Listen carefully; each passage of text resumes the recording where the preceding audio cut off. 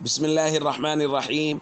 عن عبد الرحمن بن سمرة رضي الله تعالى عنه قال قال رسول الله صلى الله تعالى عليه وسلم في الحديث ما ضر عثمان ما عمل بعد اليوم رواہ الترمذی۔ نبی کریم صلی اللہ علیہ وسلم نے ارشاد فرمایا، عثمان آج کے دن کے بعد جو مرضی عمل کریں ان کے لیے نقصان دہ نہیں ہے۔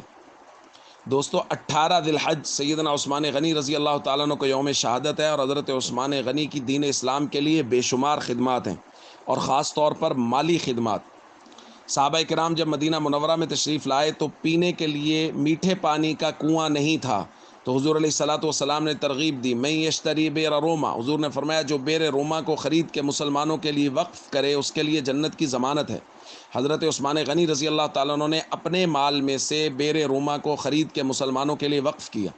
پھر جب مسجد نبوی شریف کی جگہ کچھ کم پڑ گئی تو غزوہ خیبر کے بعد اس کی توسیع کے لیے حضور علیہ الصلوۃ والسلام نے فرمایا، کون ہے جو فلاں جگہ کو خرید کے مسجد نبوی کے لیے وقف کرے، میں اس کے لیے جنت کا ضمانتی ہوں۔ حضرت عثمان غنی رضی اللہ تعالیٰ عنہ نے مسجد نبوی شریف کے لیے جگہ خرید کر وقف کی۔ پھر اس کے بعد آیا غزوہ تبوک، بہت اہم غزوہ کہ اس کے اندر موسم اور حالات کے اعتبار سے بے حد سختی تھی، اسی لیے حدیث میں اس کو جیش العسرہ کہا جاتا ہے۔ حضور علیہ الصلوۃ والسلام نے صحابہ کرام کو ترغیب دی مال خرچ کرنے کی۔ حضرت عثمان غنی کھڑے ہوئے، کہا علیہ مئۃ بعیر باحلاسها واقطابها یا رسول اللہ، یا رسول اللہ 100 اونٹ ساز و سامان سمیت میرے ذمہ ہے۔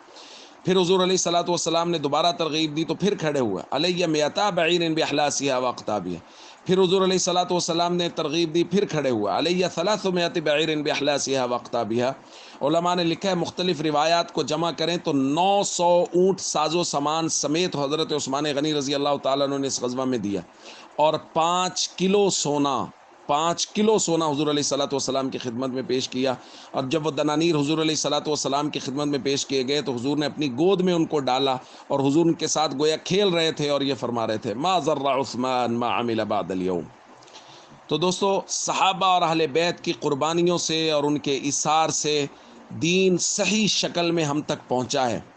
اب آج کے دور میں اگر کوئی شخص صحابہ یا اہل بیت میں سے کسی بھی فرد کے خلاف کوئی بات اپنی زبان سے نکالتا ہے، اپنے بغض کا اظہار کرتا ہے، تو یاد رکھیے وہ صحابہ سے نہیں، وہ اللہ کے نبی سے بغض رکھتا ہے، کیونکہ حضور کا فرمان ہے وَمَنْ أَبْغَضَهُمْ فَبِبُغْضِي أَبْغَضَهُمْ۔ جو صحابہ سے بغض رکھتا ہے وہ دراصل میں محمد کریم سے بغض رکھتا ہے، اور میرے بغض کی وجہ سے صحابہ سے بغض رکھتا ہے۔